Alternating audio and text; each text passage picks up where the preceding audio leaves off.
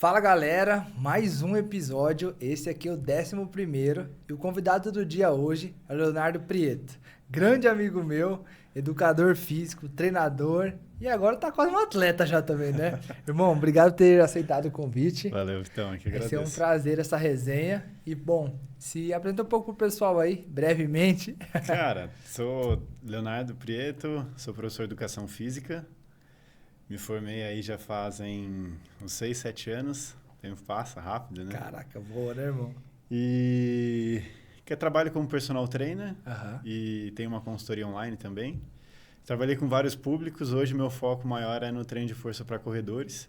Legal, E estou tocando um projeto, estou com uma empresa nova, chama Enduro Strong. legal. E agora o meu foco é nisso. Mas basicamente, desde que eu me formei até hoje, trabalho com treinamento de força de modo geral e agora mais focado para corredores. Legal, animal. Bom, o pessoal que não conhece aí, eu conheci o Léo lá na Care Club, lá em 2016, 2017, né? Foi Você entrou lá em em 2017. 17, Final de né? 2017 eu comecei, né? É, Mas acho que você começou um pouquinho antes um pouquinho antes que eu talvez tava um lá. mês, acho, não sei. É, E a gente se cruzou ali na salinha do treino, É. que eu falo que eu achei ficava ali no notebook, ali no É. colo, de jaleco, o Léo achava que era médico. eu achava que o Vitão era médico ali.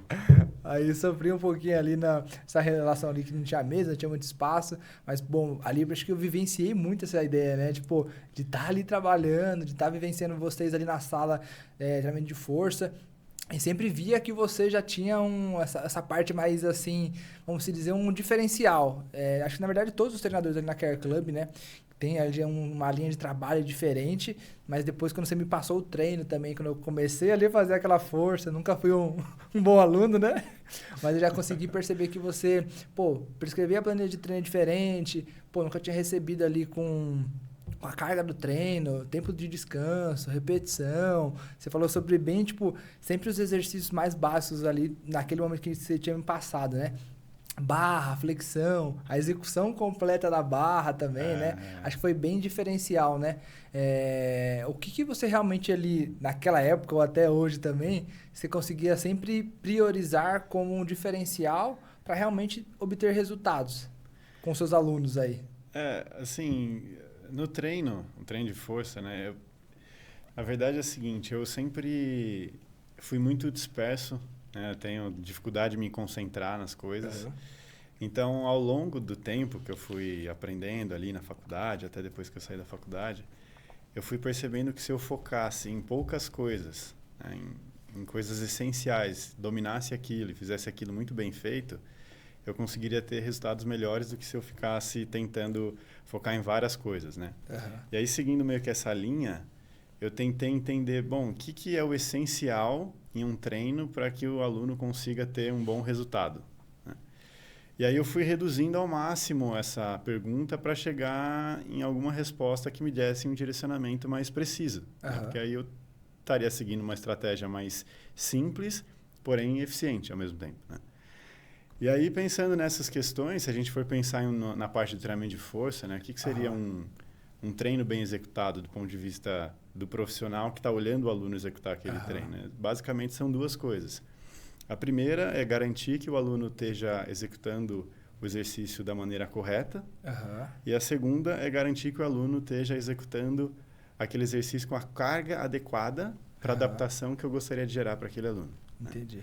Então, assim, eu trouxe dois conceitos que são bem simples, só que se a gente for aprofundar nesses dois conceitos, tem muita coisa que a gente pode falar, Tá bem. né? Então, você falou, por exemplo, você pedia para eu fazer a barra completa, né? Uhum. Isso tem a ver com a execução do movimento, né? Então, é muito comum você ver muitas pessoas executando movimento parcial. Depende da fase, pode ser interessante ou não, Uhum. mas eu prefiro focar nesses dois pontos. Então, garantir que o movimento seja bem feito e garantir que a carga seja adequada para a adaptação que eu quero gerar, né? O que eu quero gerar? Quero gerar hipertrofia, quero gerar força, quero gerar só velocidade, com pouca fadiga. Aí vai depender da ocasião ali, mas é basicamente isso. Que demais. Isso é legal pra caramba, né? Então, como a gente tinha ali já essa integração ali, né? Eu tive um pouco ali naquela parte, quando a gente se conhecia lá em 2017, essa integração ali, né, da nutrição, o treinamento de força, que hoje é indiscutível essa relação, que é o piloto e o copiloto, né? Para todo mundo buscar resultado, tem que ter uma boa alimentação e um bom treino, né? Então, eu consigo identificar isso no consultório também com os pacientes. Pô, quero entender um pouco melhor como esse treino de força, né? Porque tem treinadores e treinadores, como existem dietas e dietas também, né? Exato. Ah, não, ó, o cara me passa a carga de treino, eu consigo agachar com tanto, eu sei que ele vai ter um treino legal, uma resposta legal, ou até se o cara também não tiver ali um treinador, eu conseguir direcionar ele para um bom profissional, para ele conseguir ter aquele resultado. Porque todo mundo busca resultado quando nos procura, né? Ou nutricionista ou treinador. Ninguém quer só ali passar tempo. Exato. Então, acho que quando a gente consegue entregar resultado com essa equipe multidisciplinar ali, essa ideia da nutrição com o treinamento de força, isso daí acho que é sensacional, né? E assim, você tocou em um ponto também que eu acho que é muito válido. Por exemplo, né, por que a gente tem um médico na área da saúde como uma referência, né? Você reparar o médico, você pega um médico do esporte, por exemplo, um bom médico, ele vai saber conversar sobre treino, ele vai saber conversar sobre alimentação, ele vai saber conversar sobre a parte fisiológica, ele vai saber conversar sobre queixas relacionadas à dor. Então, ele consegue gerir bem, né, o atleta, o aluno, o paciente que ele está atendendo ali, porque ele tem um bom conhecimento de todas essas áreas. E, às vezes, você como nutricionista, eu como profissional de educação física, se eu me isolar só no meu mundo, né, e não procurar entender um pouco do que você faz, um pouco do que o médico faz, um pouco do que o fisioterapeuta faz, eu acho que a gente se torna menos eficiente pro nosso aluno, né? A pessoa que sai perdendo. Então, da mesma maneira que eu acho super importante isso que você comentou, então o nutricionista ter uma noção, não precisa ser um expert, mas ter uma noção do que é um treino, né? De que é um treino de força, se submeter às vezes àquele estímulo, se ele quer entender um pouco mais, a prática vai ajudar bastante, né? Discutível, né? Então, foi mais ou menos o mesmo caminho. Então, ali na faculdade, eu estudava sobre treinamento, mas eu também lia sobre nutrição, me interessava.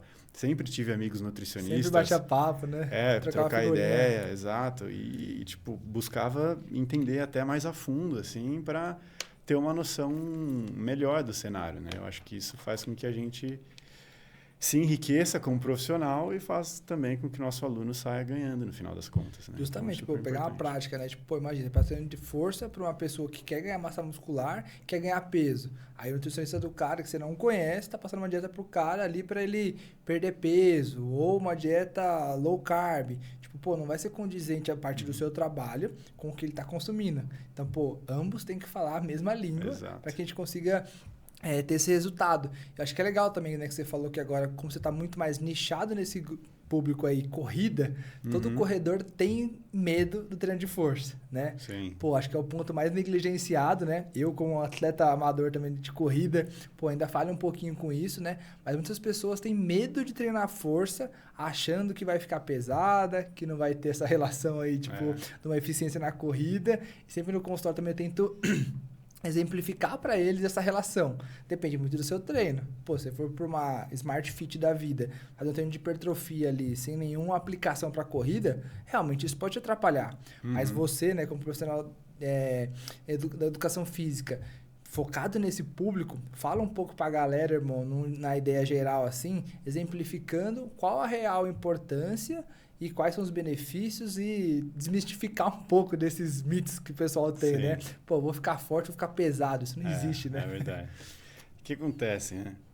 O treinamento de força, ele é do ponto de vista da ciência, ou seja, quando começou a ser estudado mais a fundo ali, é relativamente recente. Né? O treinamento aeróbio, ele já tem um conhecimento científico muito mais antigo. Né? Então, só o fato de eu estar te explicando isso, é natural que o treinamento de força tenha mais dúvidas, mais mitos em torno dele. Porque ele começou a ser estudado mais recentemente. Né? Então, esse é o primeiro ponto. E aí, conforme a gente vai passando o tempo, foram surgindo mais e mais estudos correlacionando os benefícios ou não do treinamento de força para o atleta de endurance, de modo geral, e para o corredor também. Né? Então, alguns mitos aí que nem são só da corrida, mas são mitos do treinamento de força, em modo geral. Alguns, né? Eu já dei algumas palestras falando do treinamento de força para corredores, eu sempre trago esses mitos, eu falo para leigos, principalmente, né? Para corredores. Quando eu falo leigos, são pessoas que não são da área da saúde. Sim. Né? Então, o primeiro mito é achar que o treinamento de força vai deixar a pessoa travada, né? Então, rígida. né? Aquele cara travado. Perde mobilidade. Porque isso é associado a indivíduos que têm muita massa muscular. Então, vamos imaginar um fisiculturista. E aí, você olha um fisiculturista, realmente ele tem alguns movimentos um pouco mais limitados. Mas não é por conta da falta de flexibilidade. É por conta do volume muscular. Eu vou te dar um exemplo bem claro aqui. Você pega um cara que tem 50 centímetros de braço, ele não consegue tocar a mão no ombro.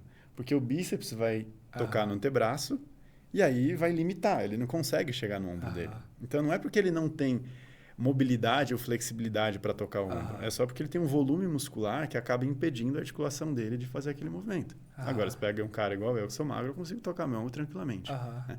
Então, primeiro, o treinamento de força não vai te deixar mais rígido, nem mais duro, né?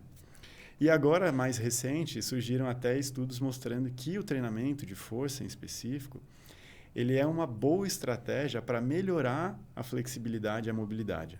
Né? Por quê? Se você faz o exercício com grandes amplitudes, como a gente estava falando agora há pouco ali, que é uma das coisas que eu prezo, né? O fato de você fazer um exercício em grande amplitude com sobrecarga já é uma maneira de você se alongar ativamente, né? Que a gente fala. Então, ele melhora, pelo contrário, né? O treinamento de força melhora a mobilidade e a flexibilidade. Outro ponto é a questão de ficar pesado, né? Pô, vou ficar pesado, logo vou ficar lento. Porque eles veem na balança a ideia do peso aumentando, e aí se não tem um acompanhamento para identificar a composição corporal, o que foi desse peso, se foi músculo ou se foi de gordura, é diferente. E muitos até entendendo que é músculo, ainda fica com isso na cabeça. Exato. É louco isso. Então, essa questão de ficar pesado ou ficar lento, né, também é sempre associada aos extremos, né? Então, as pessoas associam um fisiculturista, um atleta que tem muita massa muscular, e acham que elas, encostando numa barra, elas vão ganhar músculo e vão ficar muito fortes, isso vai atrapalhar a corrida. Tem muito disso, né? Puta, eu quero começar a treinar, a mulherada acho que tem muito isso, né? Mas eu não quero ficar daquele tamanho. Aí eu falo, pode ficar tranquilo, né? Mesmo se você quiser, vai demorar muito tempo para isso, uma dedicação, e aquele público é totalmente diferente, né? Você não vai começar a academia e vai ganhar músculo tão rápido assim, desse jeito, né? Que o pessoal acha que fica, né? Cara, ganhar massa muscular é um processo lento e vai depender de muitas variáveis, né? Não só do treino em si. O treino é um estímulo, tem descansos, tem alimentação, tem o seu sono, você tem o seu estresse, você tem a sua genética. Então, você tem vários fatores que precisam estar muito bem alinhados para que você ganhe massa muscular. Exato. Né? Falando de corredores em específico, se torna um pouco mais difícil dependendo do volume de corrida. Porque a corrida atrapalha o ganho de massa muscular? Esse também era um mito. Hoje a gente sabe que atrapalha muito pouco. Né? O que mais acontece é que você está gastando muita caloria e para você repor tudo aquilo, né? Tudo que você corre, mais tudo que você treina, você teria que se alimentar muito bem, ter um descanso muito alinhado e ter um treino focado para isso também. Exato. Né? E aí você pra tem um alto né? volume de treino de força com alto volume de corrida já é algo mais difícil de se fazer. Né? Hoje a gente vê, está em alta os atletas híbridos, né? Que eles chegam mais próximo disso. Então, você consegue ver realmente atletas bem fortes correndo muito bem. Né? Mas se a pessoa não quer hipertrofiar, a gente vai conduzir o treino de uma maneira que ela vai colher os mesmos benefícios, porém sem adicionar muita massa muscular. Porque é funcional o movimento, na verdade, né? Tem essa aplicação também, acho que do treino de força para a corrida, né? O treino de força em si, ele não precisa... muito se fala em transferência, né? Então, o treino ele tem que transferir para a corrida. A gente sabe que a transferência do treino de força para qualquer esporte, ela é uma transferência indireta e não direta. Então, nada vai deixar o atleta ou o corredor melhor do que a própria corrida. Né? O esporte sempre é o principal. O exercício ali. O treino de força ele é secundário. Eu sempre falo que o treinador de força ele não pode ter o ego muito elevado, porque ele sempre está como coadjuvante ali no processo. Né? A não ser que ele esteja treinando o fisiculturista. Aí ele é o principal. Exato. Qualquer outra modalidade esportiva, o treino de força é coadjuvante. Né? Isso não quer dizer que ele não tenha valor. Sim. Né? Mas ele é coadjuvante. E aí, quando a gente fala na especificidade, o que eu estou querendo ali, na verdade? Eu estou querendo gerar algumas adaptações, então, basicamente, tornar o corredor mais forte, porque isso vai trazer benefícios para ele, tanto para a performance como para a diminuição dos riscos de lesões. Mas eu não preciso, dentro da sala de musculação, imitar os gestos da corrida. Né? Só dando um exemplo prático aqui. Né? Eu posso treinar com movimentos básicos, agachamento, afundo, barra, desenvolvimento, flexão de braço, alguns exercícios abdominais. Posso ter alguma coisa um pouquinho mais específica ali? Posso. Mas, de modo geral, o treino em si não é tão diferente assim do que você veria num treino convencional. Porque não tem muito o que inventar, né? Igual o pessoal pergunta da alimentação também, no geral, né? O que vai ter na dieta de diferente? A dieta vai ser a mesma. A gente vai mudar ali, alinhar a quantidade de acordo com a sua especificidade para aquele período. Acho que isso é legal também, né? Tipo, fase de treino de maratona. Pô, você vai pegar ali o início, aumentando o volume, o pico, depois o polimento. Essa parte do treino também tem muito isso, né? Essa ideia da periodização do treino baseada no planejamento do atleta também, né? Pô, vou fazer um triatlon ano que vem. Pô, você vai ter 12 meses até lá. Você consegue ali direcionar ele o que ele precisa ganhar em certo momento. Pô, perto da prova lá, provavelmente não vai ter o mesmo volume que poderia ter no começo. Exato. Vai estar mais baixo. Acho que isso é legal também para as pessoas entenderem, né? Sim.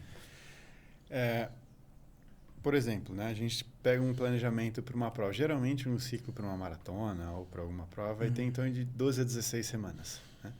Sofridas. Fora isso, né, se a gente pegar tudo que está fora desse contexto, a gente pode chamar de um período de off-season ali, que seria, né? Se a gente for trabalhar assim. Esse período de off-season, eu tenho mais liberdade, eu posso errar mais, vamos dizer assim, com o corredor ali. Ele pode ficar um pouco dolorido, porque ele não está perto da prova-alvo. Né? Os volumes de corrida provavelmente vão estar um pouco menores, então não tem tanto problema. A partir do momento que eu vou me aproximando da prova-alvo, então vamos pegar aí 12 semanas da prova-alvo, eu já começo a ter um cenário onde o meu treino precisa estar muito melhor estruturado para não atrapalhar. Né? Essa é a questão.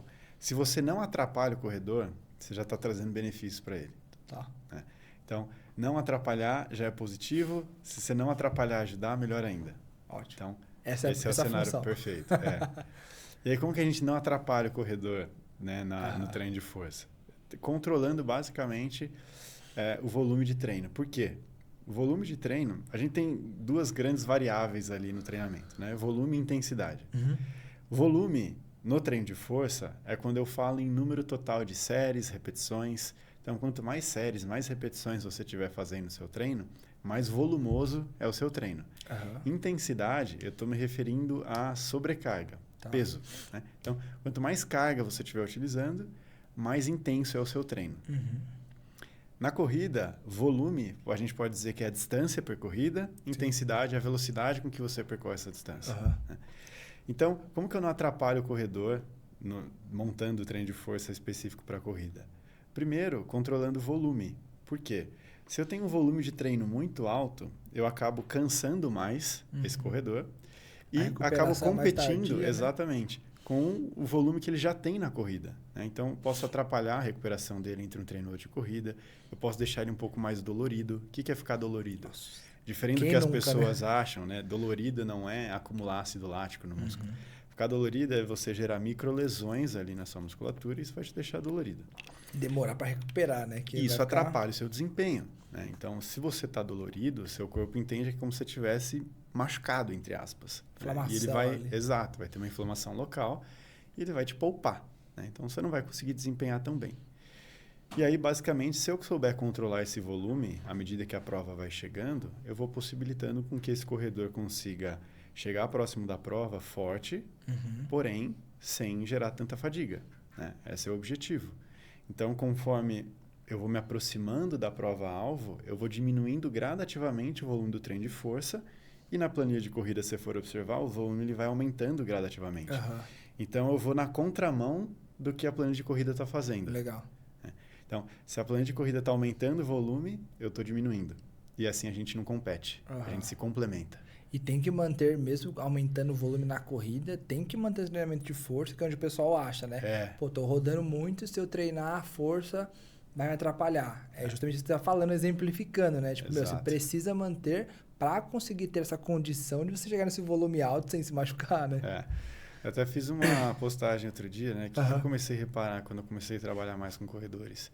Muitos ainda têm a ideia de que o treino de força é uma ferramenta que eu vou utilizar em um período específico e depois que passou a minha prova, eu não preciso mais daquilo e depois, quando tiver uma outra prova, eu volto a realizar. A ideia não é essa. Nunca Você parar, pega os né? estudos hoje que falam sobre treino de força para corrida, eles mostram que com 8 semanas você já tem bons resultados, você já tem boas adaptações. Ou seja, treinei força 8 semanas, na 8ª semana eu já tenho resultados positivos na minha corrida. Agora, todos os estudos concluem que quanto mais tempo de treino de força você tem, melhores os resultados vão ser, né? E Então, chance de lesão também diminui? chance de lesão é algo meio difícil de você Facultativo, correlacionar. Né? Mas a gente pode correlacionar com níveis de força, aí seria mais interessante. Aham. Então, se você é mais forte, talvez você tenha menos chances de se machucar, Ah, mas ainda assim... É, quando a gente fala de lesão muscular também, né? Porque não tem como... Sim.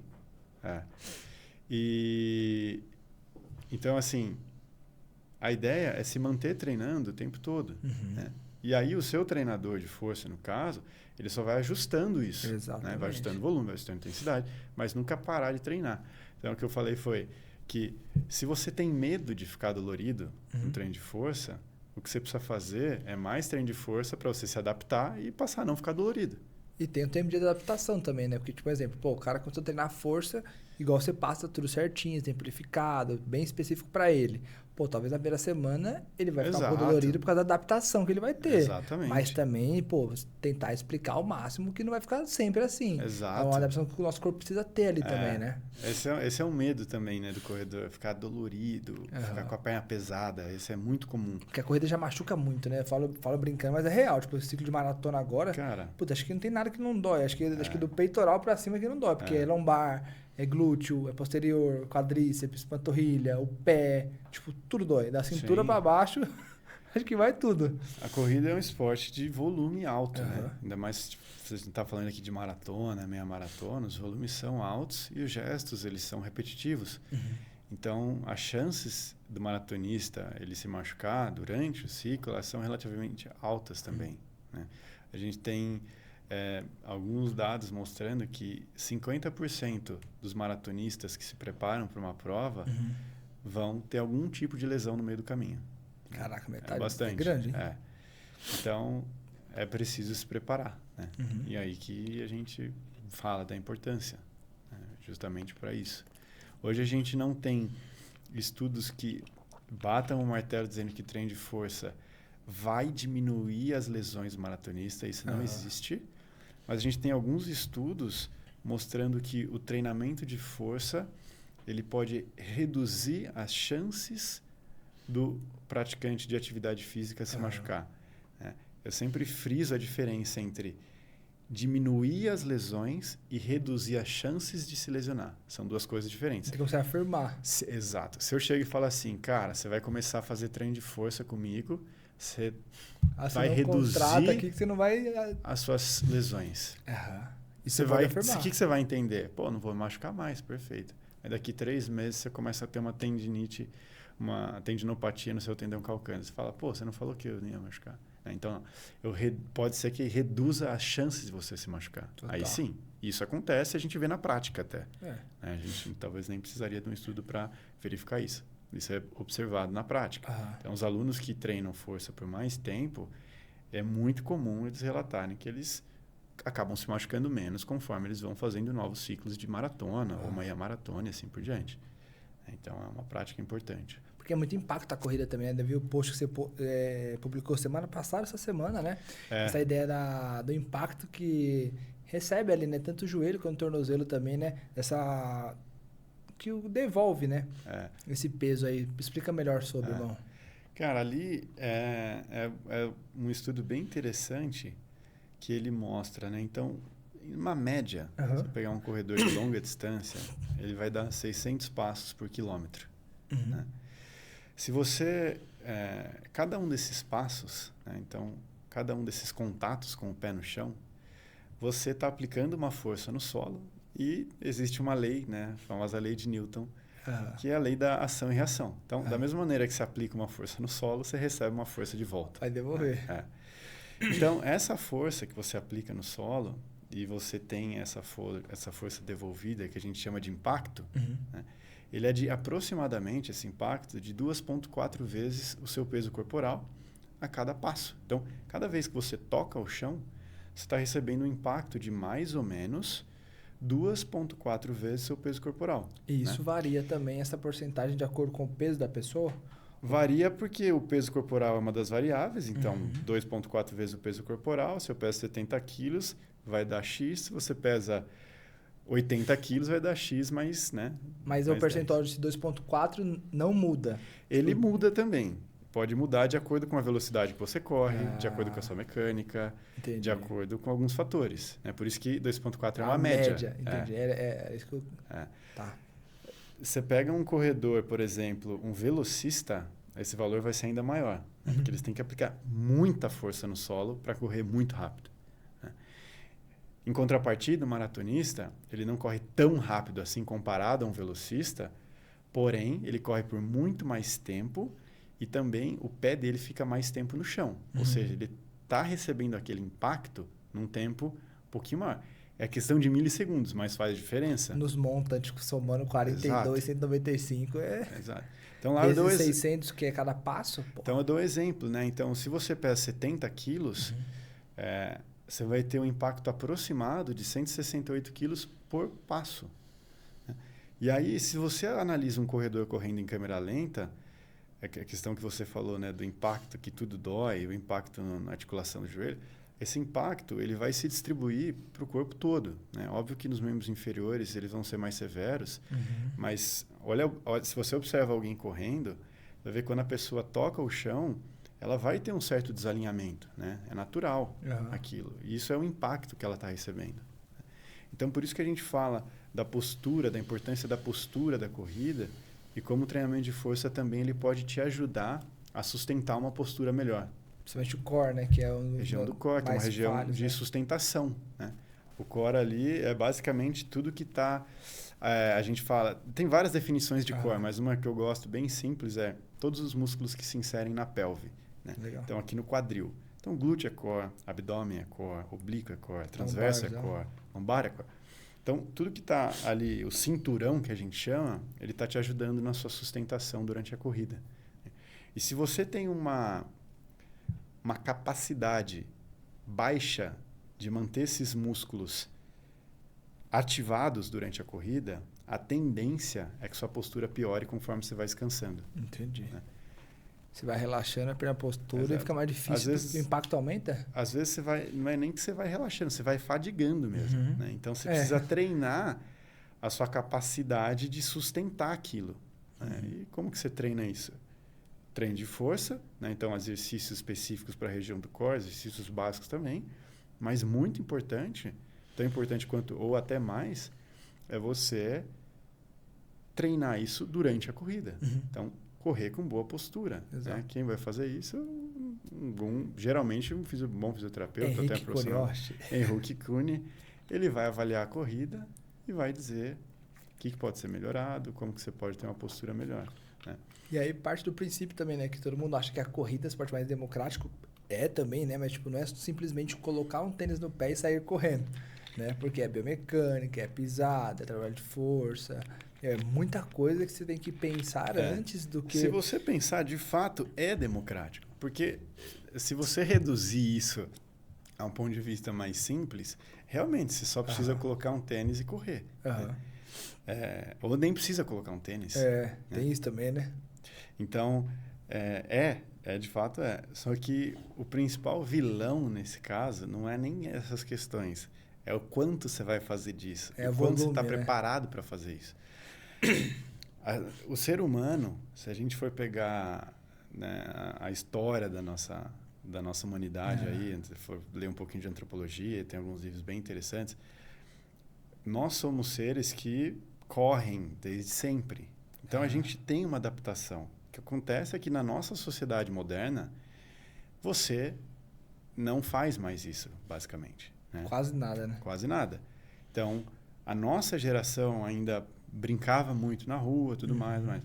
Agora, você pega uma pessoa que é sedentária, que nunca passa fez esporte na vida, 8 horas do dia dela trabalhando sentada num escritório, e quando ela está em casa, ela está deitada ou assistindo TV ou dormindo, e essa pessoa quer, como você falou, calçar um tênis e sair correndo, aí sim pode ser algo que ela precise ficar atenta.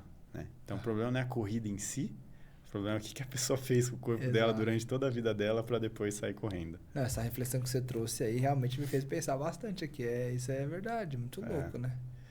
Porque, tipo, pô, eu sou uma pessoa sempre ativa, né? Tipo, pra mim agora correr uma maratona, pô, nunca pensei isso antes.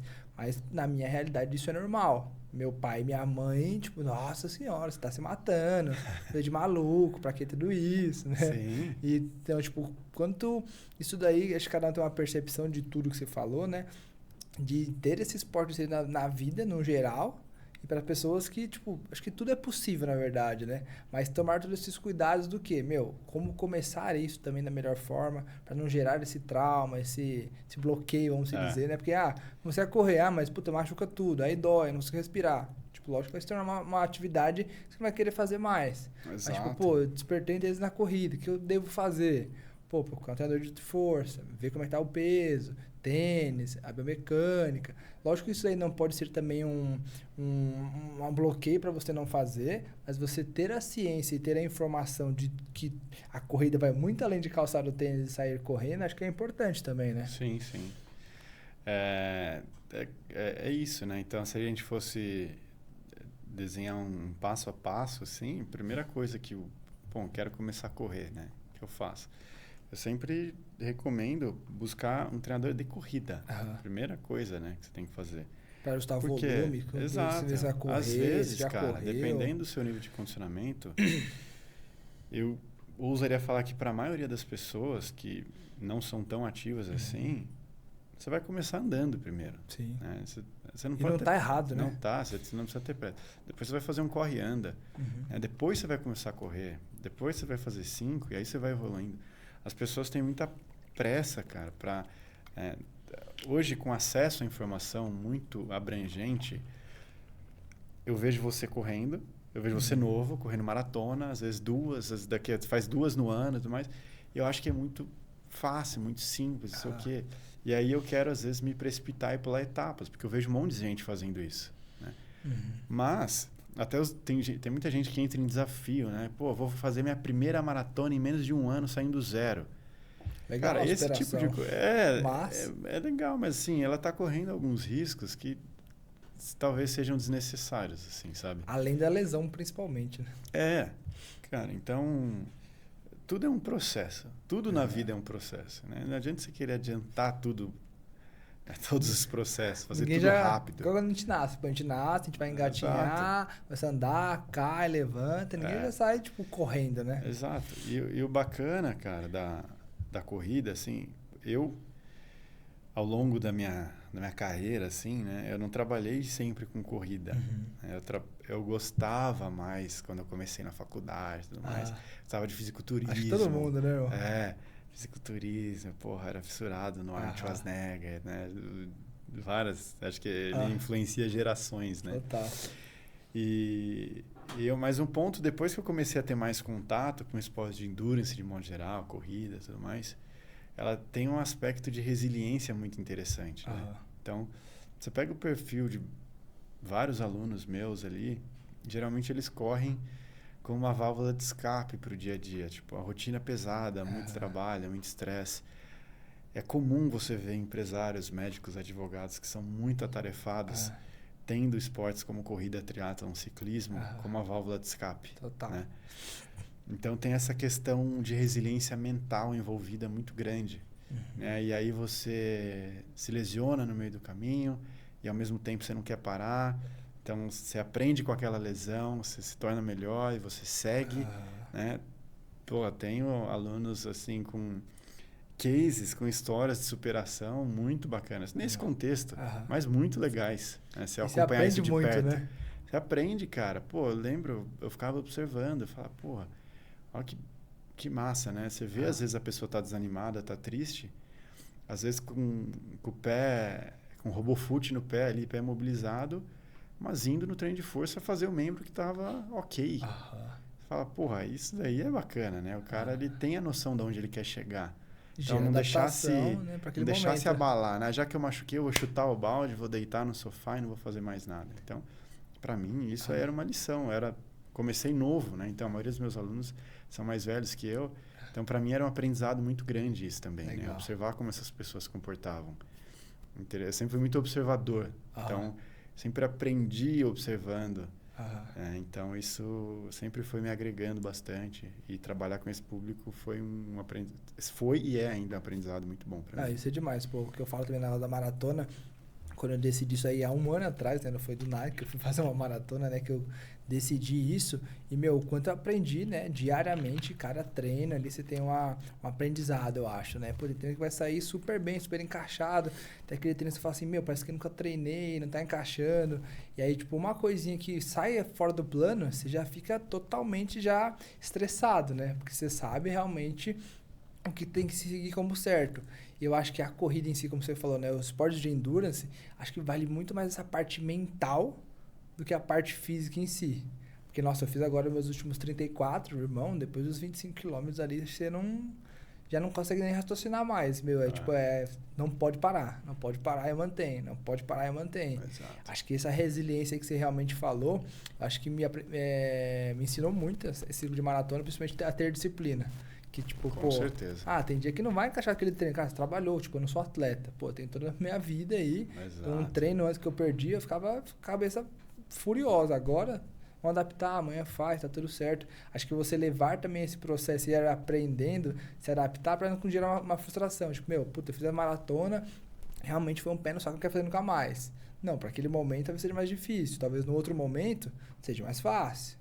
Realmente seu foco é a maratona, como eu gosto também de fazer milhares de esportes, tô sentindo falta pra caramba da bike, de pedalar, mas também entendo que não consigo colocar isso agora, pelo volume e tudo. Exato. Acho que tudo isso daí é um aprendizado, né? Muito, né? Às vezes é mais sobre o que não fazer do que sobre fazer. Exato. Às vezes você ganha mais tirando coisas da sua rotina do que adicionando coisas na sua rotina.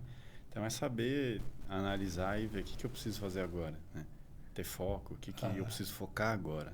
Não consigo equilibrar 10 pratos, né? Exato. Tenho que focar em equilibrar o que eu posso. É legal. E até puxando um pouco também, né? O Léo é um amigo meu fora de consultório também, né? Pô, a gente fez recente lá a provinha de bike e você mesmo me falou, né? Que você tá conseguindo entrar agora nesse meio também, né, irmão? O que você o que você aprendeu nesse período aí, meu, colocando tudo isso daí, essa sua vivência na prática também? Uhum. E como é que foi pra você? Pô, aquela nossa primeira prova junto, pô, a segunda você já foi muito melhor. A gente trocou a bike, teve um bom resultado também, né? Sim. Conta um pouco pra galera aí. O que você achou nesse período? Cara, apesar de eu sempre trabalhar com treino de força, sabe? Eu não praticava esportes de endurance.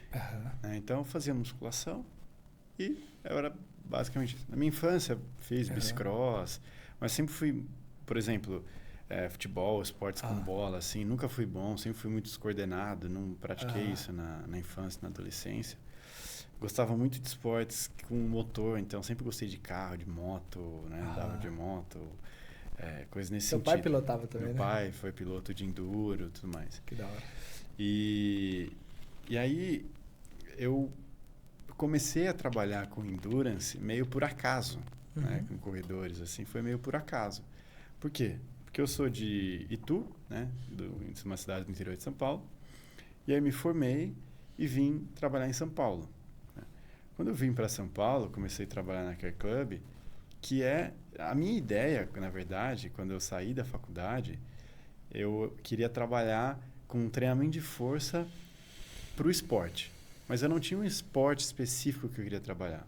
Porque abrange muito também, né? Eu queria trabalhar com preparação física. Basicamente era isso. E aí eu fui para a Care Club e lá tinham vários atletas treinando, tinham nadadores de nível olímpico, tinham corredores, tinham ciclistas, etc. Tudo mais. Mas a parte do endurance era forte, e é ainda, né, forte lá. E aí, meio que caiu no meu colo esse público.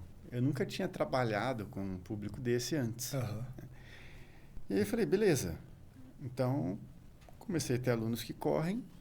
Sempre fui muito curioso. Eu gosto sempre de entender os porquês das coisas. Então, o que está por trás, eu não gosto de ficar superficial, né? Se eu quero entender alguma coisa, eu gosto de ser mais profundo. E aí, já quando eu comecei a trabalhar com corredores, que comecei a ter esse tipo de aluno, eu comecei atrás de informação. Então, eu falava, bom, o que eu preciso fazer para que o corredor tenha benefícios do treinamento de força. Então, eu comecei a estudar, comecei a me aprofundar, comecei a conversar com profissionais que eu tinha acesso ali, que eram muito bons. O Luigi, o Gerson Leite, o próprio Doc na época, pessoas que já eram mais experientes. Comecei a aprender, comecei a aplicar no meu dia a dia e comecei a tomar gosto daí, por aquilo. Começou a ficar interessante, comecei a enxergar tudo mais. E aí comecei a observar, de fato, como que eu poderia conduzir o treino de força para o corredor. Mas eu não corria. Né? Eu acho que, assim, né? Eu era experiente, vamos dizer assim, né? Tinha mais experiência em treinamento de força e eu conseguia fazer a preparação física para nadadores ou para corredores. Já fiz para vários atletas de várias modalidades. Mas a questão é que se eu fosse corredor e quisesse aplicar treino de força, seria mais estranho. Né? Porque eu não teria a experiência do treino de força. Então, eu tendo a experiência do treino de força, vai ficar mais fácil aplicar para qualquer esporte. Beleza. Comecei, fiquei um bom tempo assim, e eu falava, cara, a corrida não me pega, puta, eu não gosto de endurance e tudo mais, não sei o quê. Coisa de louco, sai pra correr na rua. E aí, vai ficando mais velho, né? Engraçado, você vai migrando, né? Você vai gostando de outras coisas. E aí, de um tempo pra cá, eu comecei, fui fazer uma viagem com a minha esposa, aí fui na praia, e a galera correndo, daí aquele dia, sabe quando dá um estalo assim? Eu falei, cara, deve ser gostoso isso aqui. Só que eu também não tinha começado antes, porque tinha algumas dores no quadril, coisas antigas assim, que eu sentia que não ia rolar, né? Mas também não tentava. Aí eu peguei e falei, cara, vou começar a correr, vou mudar o foco um pouco, vou ver como é que é. Comecei. E no começo é muito estranho, muito ruim para mim, que não corria, assim, foi meio, né? Fica ofegante rápido. Nossa, eu não conseguia correr nem 1 quilômetro, né? Eu lembro que você comentou comigo.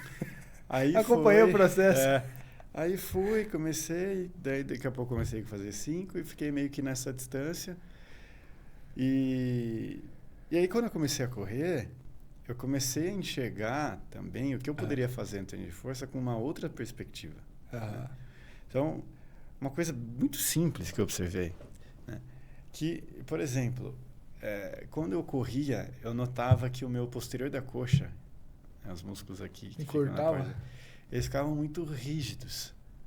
E era uma coisa que eu não tinha uma percepção tão aguçada a respeito disso. E depois, né, eu fui começar a olhar com um olhar um pouco mais técnico e comecei a, se for analisar o movimento da corrida, de fato ele é um movimento que vai recrutar essa região quando o músculo está mais encurtado e não alongado. Né? Então, naturalmente, ele vai gerar uma tensão ali, né? Nessa cadeia posterior, como todo glúteo, posteriores da coxa e tudo mais. Então, estica tudo, tipo igual a bike, né? Exato. E a fase de aplicação de força no chão é quando você está com quadril extensão, que a gente chama, né? Que é quando a musculatura já está um pouco mais encurtada. E aí, isso foi só um dos detalhes assim que me veio à mente. E eu falei, eu posso focar mais nisso nos meus alunos. Então, depois que eu comecei a correr, eu comecei a ter uma prática, por exemplo, de adicionar um treino na semana para os meus alunos, só focado em mobilidade para algumas regiões específicas que eu notei correndo, né? Que seria interessante. Nada como a prática, né? Exato. Né? Então, assim, depois que você se submete à prática, cara, eu não preciso ser um maratonista de elite. Exato. Mas só de eu correr, você já entende a dor. Eu já consigo me orientar melhor depois os meus alunos, né? Igual, eu, às vezes, né, oriento alguns outros treinadores que vêm falar comigo, galera mais nova, ou mesmo profissionais. E eu falo assim, cara, você quer ser um bom treinador, no caso aqui de força, né, treinador de musculação, a primeira coisa que você precisa é treinar a musculação. É vivenciar aquilo, né? E eu não estou falando que você precisa ser gigante. Eu nunca fui gigante, eu sempre fui magro, minha genética, ok. Mas eu treino. Então eu entendo quando o cara fala que tem uma dor no ombro. Eu entendo quando fala... Você identifica mais rápido a dor, Você identifica mais rápido. E o seu feedback fica mais aguçado também. Porque você já se corrigiu antes de corrigir alguém. Então, cara, sem dúvida, a prática, ela vai fazer muita diferença na vida de de alguém que quer trabalhar com algo, né? Falando de modo geral aqui. Total. É igual a suplementação, acho que o pessoal também agora tem atendido bastante o público agora da corrida, do triatlon também, né? Por estar mais inserido agora nesse esporte também, né? E, pô, eu entendo a dor do cara, tipo, você tá na bike. Pô, na bike você já vai tomar já na corrida. Pô, vamos colocar ali o carboidrato em pó na bike. Pô, se vai nutricionista, não é que é errado ele colocar um outro tipo de carboidrato. Mas ele não sabe a vivência de estar em cima da bicicleta, na trilha de mountain bike ou de uma estrada rolando e, tipo, sei lá, pega uma bisnaguinha pra você comer. É possível? Mas é mais difícil. Pô, tenta pensar uma coisa mais fácil. Então, acho que isso é muito legal da gente, nós, né, como profissionais, ter essa vivência com os esportes, porque acho que a linguagem e o bate-papo com o aluno, o paciente, fica muito mais fácil. E ele sabe que você já pedala, ele sabe disso, sabe daquilo. Acho que essa vivência, essa prática aí é demais, né? É o colocar a pele em risco, né? Exato. Skin in the game. Animal. E a provinha de bike também, né? Você sofreu na primeira provinha, né? Cara. Naquela vez por causa do calor também, né? Nossa bike também não tava tão boa assim, igual tá hoje, né? Não seja a melhor, né? Mas já tá... Deu um upgrade da última, né? Mas, pô, sua evolução também, que eu vi, né? Da primeira provinha que a gente fez pra segunda, puta, foi sinistro, né? Você também iniciou, né? Treinamento de bike específico também, né? Então, aí eu comecei a correr. O que aconteceu comigo? Uma coisa bem interessante, que eu acho que várias pessoas sentem isso, né? Eu tenho déficit de atenção. Né? Então, assim... você tem não diagnosticado. A minha rotina... Primeiro, ter rotina é essencial para mim. Segundo, construir rotina é muito difícil para mim. Então, é um paradoxo. Né? O endurance em específico me ajudou muito a eu ter uma rotina melhor. Então, eu comecei a reparar que depois que eu comecei a correr, ou a pedalar, fazer os dois, ficou muito mais fácil eu criar uma rotina e sustentar aquela rotina por mais tempo. O que é criar uma rotina e sustentar por mais tempo? Tudo melhorou. Minha atenção melhorou, meu foco melhorou, a minha ansiedade melhorou, o meu sono melhorou. Cara, tudo foi se encaixando, né? A alimentação melhorou, os meus estudos, né, ficaram mais fáceis de focar. Então, ultrapassou, né? Quando uma atividade ultrapassa o valor que se atribui a ela, é muito interessante, né? Então, eu tinha expectativa de melhorar meu condicionamento cardiorrespiratório, de melhorar minha saúde, obviamente, tudo mais. Mas quando eu vi que isso se traduzia para outras questões da minha vida... A lista ficou grande. Aí eu falei, porra, isso está sendo muito mais interessante do que eu pensei. E aí você começa a ter vontade de se desafiar, né? Então, aí eu comecei correndo, aí eu comecei a pedalar. A gente foi pedalar um dia junto, aí foi bacana. Aí vamos começar a pedalar mais, vamos. Aí você sempre fala que você é um cara muito fazedor, né? Você fala uma coisa, você vai lá e faz. Eu já sou um cara que planeja muito, demora para tomar ação. Aí você já falou, vamos fazer uma prova de corrida. Já fiz 2 já, vamos. Aí, falei, então vamos. Né? Aí fui também. E a gente fez a provinha. E aí, porra, a primeira sofrida pra caramba. Mas, cara, é isso. Eu fui sem muita expectativa e foi demais. Porra, bom, você sofre, nunca mais fazer isso. Daqui 2 semanas você tá vendo outra. Né? E é legal, esse aprendizado e tudo mais. E depois acabei machucando a panturrilha e tal, tô tratando. Mais um aprendizado. Então, tudo é aprendizado. A gente nunca perde, a gente sempre ganha ou aprende. Exato, cara. Tudo é o ponto de vista que você encara a situação. Se achar que você está perdendo, você de fato está. Se achar que você está aprendendo, de fato você está aprendendo. Exato. Mas a perspectiva ali, né? Exatamente. Que valor se atribui para aquilo, né? Eu acho que isso é... Isso é animal, né? Que demais, que demais. E quais são os próximos desafios aí? Vai voltar pra bike, pra corrida? A gente nem falou isso também sobre. Como é que tá as coisas aí? Cara, agora eu tô assim, essa lesãozinha da minha panturrilha foi muito chata. Eu primeiro machuquei a panturrilha, aí parei de correr, aí depois começou a doer pra pedalar também, que eu tô fazendo as planilhas de bike com o Cosmar, né? Que é nosso amigo também, que é um treinador de endurance. E aí tive que parar.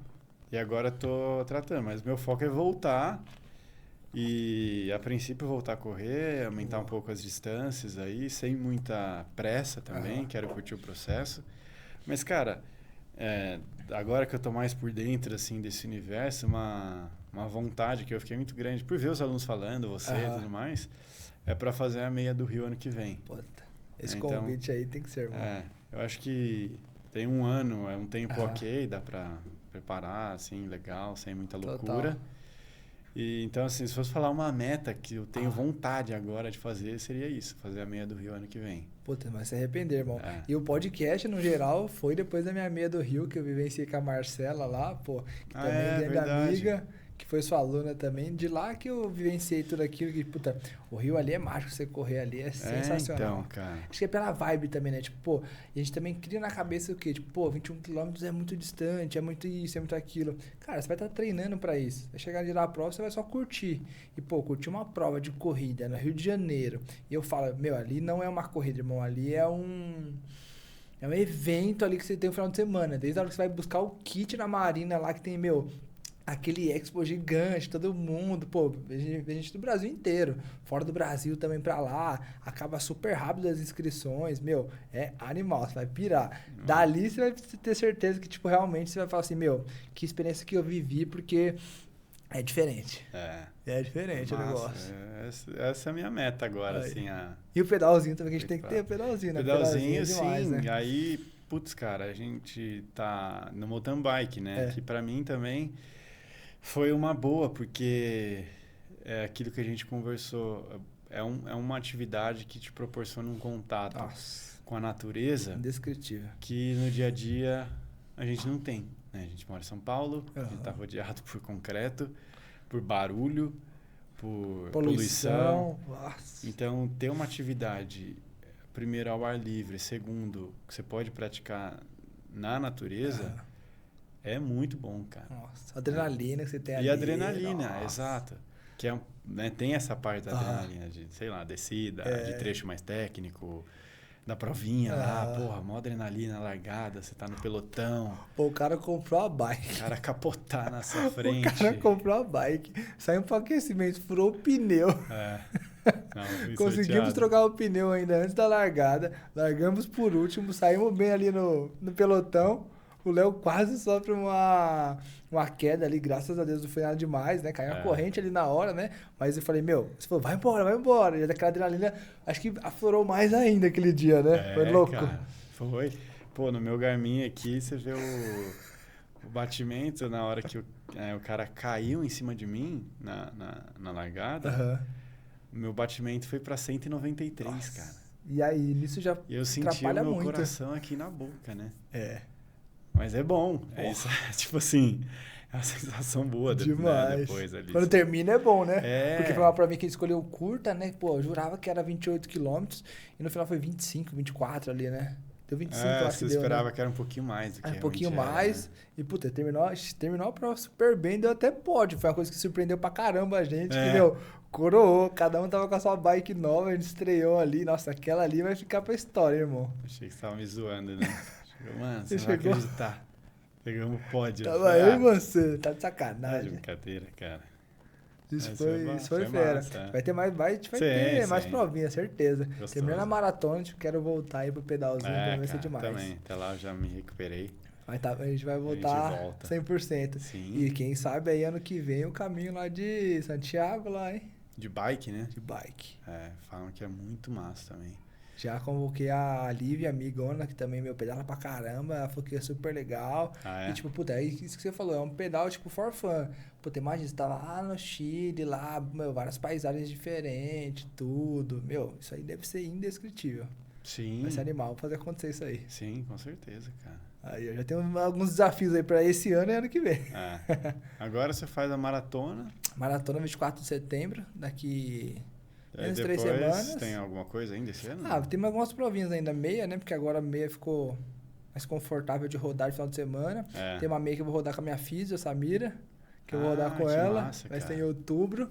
E quero fazer um tri aí curtinho em dezembro. Um sprint. Quero voltar pra natação agora com o Gui também lá. E aí ano que vem vamos buscar. E ideia é fazer onde? Na praia? Ou lago? Eu acho que vai ser... Tem duas. Tem uma que vai ser no interior, que é represa. E tem uma ali também que falam que é super legal ali na a bateria de Santos ou de Guarujá. Não sei qual prova que praia que vai ser essa prova. Mas vai ser uma dessas duas em dezembro. Vamos ver. Nossa. A natação que me trava ainda, né? Mas tenho coragem, então. Exato, velho. Vambora. É o que a gente tava falando, é começar sem muita expectativa, né? Assim, sem expectativas muito altas. Começa pra curtir, vai pegando gosto, vai aprimorando e vai curtindo o processo. Exato. Isso é não demais. tem muita pressão. É leve, né? É, deixar mais leve. É. Acho que ajuda a dar sequência ali, né? Ah, isso é muito louco também. Tipo, pô, essa última meia que eu fiz lá, Specit, eu te agradeci bastante também sobre, cara, quando eu consegui evoluir nesse período aí, né, de corrida no geral, mas pra mim, tipo, pô, 1 minuto a mais, 1 minuto a menos, pra mim a vida não vai mudar em nada, né? Mas eu consegui ver aquele resultado ali, que eu tive um bom resultado, pô, um baita no RP que nem eu esperava, por, tipo, colhendo frutos de 3 meses aí de 100% de trabalho, putz, isso daí foi uma sensação também indescritível. Nossa senhora. Pô, imagina, Isso aí cara. é demais. Isso é demais. É bom. E aí agora vamos encarar o próximo desafio aí, a maior distância da vida, corrida, que já vai ser um RP também, né? Vai ser bom. É isso que a gente falou, né? Acho que no geral, acho que terminar a prova bem, lógico que quer fazer um tempo legal, isso também vai ser uma consequência do trabalho que vem sendo feito aí, né? Gerar a prova não tem como eu tirar em tantos minutos, né? Como eu te falei, brincando, né? Puta, eu falo, negligenciei um pouquinho a treino de força aí, quase um mês. Falei, Leozão, fiz meu último longo, tô com uma dorzinha na posterior aqui, o que eu faço aí pra essa pré-prova? E acho que isso de você, acho que é muito bom, você sempre é muito sincero. Irmão, não tem milagre. Vamos continuar, vou adaptar aqui o treino, segue aí, tá tudo certo. Do que tipo aquele treinador, não, vamos pensar em fazer alguma coisa e tal, pra talvez massagear meu ego, tipo, me dar um conforto e tipo, puta, e quebrar. Exato. Irmão, é isso que tem que ser feito, não tem muito o que inventar, né? Cara, esse é um ponto interessante, né? Assim, as pessoas têm que entender que se você quer um resultado X, você tem que ter um esforço 2X. Então, não tem milagre, não tem almoço grátis, né? Então, às vezes o cara chega e fala, pô, tô há 4 semanas numa prova, você acha que tem como... Cara, não tem como fazer nada, basicamente. Porque tem pessoas profissionais que falam, né? Não, você fechando comigo agora, vai melhorar seu tempo, meu. Não existe isso. Cara. Não tem milagre. Então, assim, faz as coisas como elas têm que ser feitas e aceita se você não fez certo para fazer certo da próxima. Isso Você sempre dá um jeitinho nas coisas, você sempre vai ficar com esse hábito de dar um jeitinho. E nunca vai, de fato, fazer o que precisa ser feito. Exato. Então, eu fui meio que adquirindo esse mindset ao longo do tempo. Então, assim, cara, se é para eu, entre aspas, me ferrar, eu prefiro me ferrar agora do que, igual você falou, ficar massageando meu ego e ficar sempre empurrando isso para baixo do tapete. Né? Se é para eu errar, tem uma frase, né? Se é para você errar, erra rápido. E aí você corrige rápido e muda rápido. E aprende com o erro, né? E aprende. Né? Então, se for para errar, erra rápido. Se for para não dar certo, que não dê certo agora, para depois dar certo. Então, acho que é isso. Porra, fluiu pra caramba o assunto. Se a gente não finalizar aqui, a gente fica esse assunto aí mais longe, né? A resenha vai embora. Muita resenha. Mas, puta, eu fico feliz pra caramba de todo esse tempo, essa amizade que a gente criou, né? Que a gente conquistou aí. Sim. E, pô, vem se fortalecendo cada vez mais. Além de aluno, treinador, pô, amigo de verdade que você pode trocar uma ideia. E acho que eu aprendo muito com você, né? Acho que poucas vezes que a gente senta ali pra almoçar junto ali, que a gente consegue pegar sempre um dia do mês ali, meu, a gente debulha ideias. A gente tem muitas ideias muito parecidas, né? E um vai dando motivação pro outro. Puta, fiz isso daqui, irmão. Pô, isso daqui, reconhecer. Pô, desde aquela vez que você falou, irmão, negócio de grana, pô, guarda dinheiro, isso e aquilo. Cara, eu aprendi tanta coisa com você, eu acho assim que... Também, puta, isso daí é demais, irmão. É sempre uma via de mão dupla. É impossível você... Cara, é quase impossível uma pessoa aprender muito com você e você não aprender com ela. Alguma coisa tá errada. Sempre. Então, tem uma frase, né, que eu gosto que é: ninguém é tão sábio que não possa aprender e ninguém é tão tolo que não possa ensinar. Então, você sempre vai aprender e você sempre vai ensinar também. Às vezes, só de ensinar você já está aprendendo. Né? Mas, no nosso caso, sempre foi uma troca muito recíproca, né? Você aprendia algumas coisas comigo, eu aprendia outras coisas com você. E isso é muito valioso, né? Criar relações assim, onde existe troca e tudo mais, é muito valioso. Falei muito no último podcast que eu fiz ali com o Daniel sobre esse negócio de ambiência também, né? Então, como coisa é legal, né? Você tá num ambiente ali com pessoas por perto, que estão na mesma pegada que você. Tipo, pô, você também é educador físico, você é autônomo e você tá também, né, na ideia de se lançar no digital. Então, um vai dando força pro outro, um fortalece o outro. Olha, moço, tá legal, pô, isso aqui pode melhorar. Exato. Acho que essa crítica construtiva também sempre é muito importante. Sim. E aquele gás também, né? Tipo, pô, então tá fazendo, vou fazer também. Pô, o Lesão fez, olha que legal. Pô, você talvez tirar uma lição que você pode fazer também, replicar. Pô, a gente falou naquela viagem da bike lá do canal do YouTube. Pô, agora o podcast tá com 2 meses. É o 11º episódio. Consegui bater acho que 210 inscritos no canal. E, meu, mesmo se não tivesse feito, tivesse só nessa ideia, pô, quero um dia ter um canal, pô, criar um podcast. Meu, tem que pegar, se estiver dentro da sua alçada ali, pegar, executar e fazer. E é isso, tipo, pô, quem não sonha em ter 1 milhão de inscritos, 1.000 inscritos, 100.000 inscritos? Mas tudo tem um começo. Então, pô, bati 200 inscritos, já fiquei mó feliz já. Então, tipo, pô, tô no caminho certo, na constância, postando vídeo todo dia ali pra gerar aquela audiência, ter aquele views, ter aquela linguagem do YouTube ali, mas eu sei o que eu quero conquistar daqui tanto tempo. Então, tô colhendo e fazendo por onde ali certinho pra lá na frente começar a colher frutos aí. Isso é animal. Esse é o pensamento, né? De ter essa progressividade e essa constância que, no fundo, é o que vai levar a gente onde a gente quer. Né? Animal, irmão. Agradeço demais aí. Vamos encerrar por aqui. Vamos encerrar por aqui. Vamos embora. Tenho certeza que o pessoal vai gostar bastante. Espero aí que a galera, todo o conteúdo que a gente falou, né? Principalmente o Léo passou, né? Justamente para os corredores, né? Tirar essas dúvidas aí, esses mitos da cabeça. Quem quiser também o contato, vou deixar o @, dele na descrição desse vídeo. O Léo também super acessível em relação a isso. Quer trocar uma ideia, vamos junto nessa aí, que eu falo que o cara é diferenciado. Eu falo que não é meu amigo, não, é diferenciado. Valeu, então. Animal, irmão. Obrigado.